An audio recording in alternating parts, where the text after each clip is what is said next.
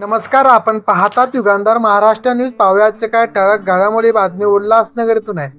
बदलापूर येथील आदर्श विद्यालयात 3 वर्षाच्या चिमुकलीवर लैंगिक अत्याचार केल्यामुळे उल्हासनगरात काळ्या फिती बांधून निषेध. बदलापूर येथील आदर्श विद्यालयात 3 वर्षाच्या चिमुकलीवर लैंगिक अत्याचार केल्यामुळे संतप्त बदलापुराच्या वतीने बंद व रेल रोको करण्यात आला होता. तर विविध राजकीय पक्षाने भेट देऊन आरोपीला कठोरात कठोर शिक्षा व्हावी अशी भावना सर्वसामान्य नागरिकांची होती.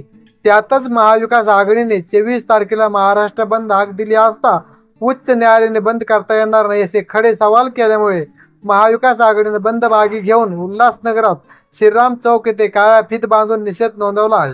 यावेळी शिवसेना ठाकरे गटाचे कल्याण जिल्हा प्रमुख धनंजय बोडारे, उपजिल्हा प्रमुख राजेंद्र शाहू, शहर प्रमुख कैलास तेजी, युवा सेना कल्याण जिल्हा अधिकारी भाऊ मात्रे, उप शहर प्रमुख राजन वेलकर, दिलीप मिश्रा, महिला संघटक जयाताई तेजी, प्रीती भोसले, माजी नगरसेविका वसुधा बोडारे, अंजली साळवे, शहर अध्यक्ष रोहित साळवे, रिपाईचे भगवान भालेराव, महासचिव आकाश सोनवणे तसेच अन्य महाविकास आघाडीचे सर्व पदाधिकारी, कार्यकर्ते, महिला आघाडी, युवा आघाडी, स्थानिक नागरिकांनी तसेच महिलांनी देखील रोष व्यक्त करून आरोपीला फाशी दे असा सरकारचा निषेध नोंदवला आहे.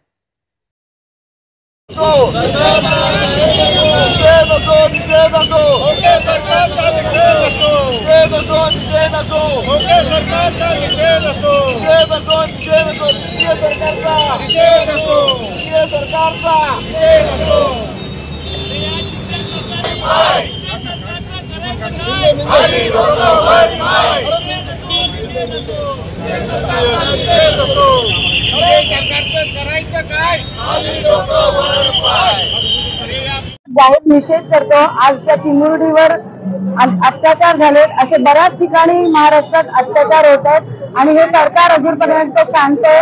त्यांना अजूनपर्यंत जाग कशी येत नाही ह्याच्यावर आम्ही निषेध करतो. या सरकारचा आम्हाला निषेध आहे आणि तुम्ही लवकरात लवकर ऍक्शन घ्या किंवा त्या आरोपांना आमच्या हातात हवाले करा.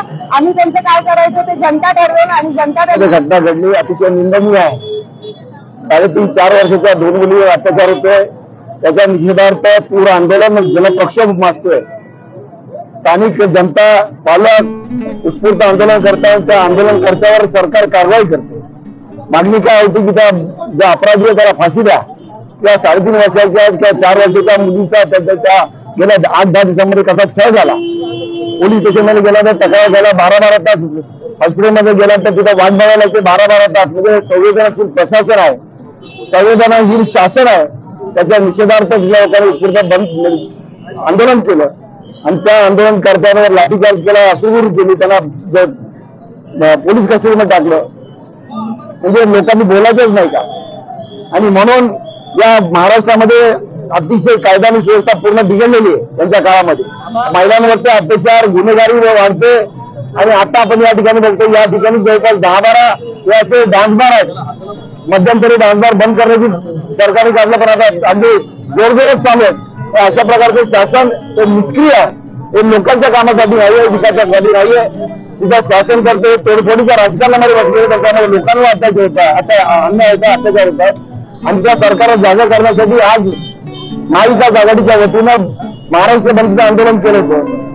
काल सकाळी माननीय उच्च न्यायालयाने अगदी ते फिर्यादी होता त्याला झापत होते की तुम्ही आमच्याकडे का आला, ते तुमचं पॉलिटिकल मोटिवेटेड आहे. आणि दुपारनंतर अचानक कोर्टाला जाग आली, कोर्टाने सांगितलं नाही आंदोलन बेकायदेशीर आहे.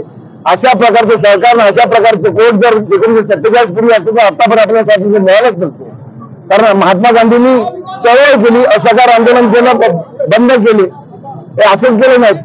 लोकांनी बलिदान दिलं, त्याचबरोबर असहकार चळवळ सुरू होती आणि म्हणून या बंदच्या आणि अशा प्रकारच्या संविधानाने दिलेला त्यानंतर संविधान आहे आम्हाला अधिकार दिलेला आहे की शांततापूर्ण पद्धतीने लोकांचा जन आक्रोश हा बाहेर निघावा.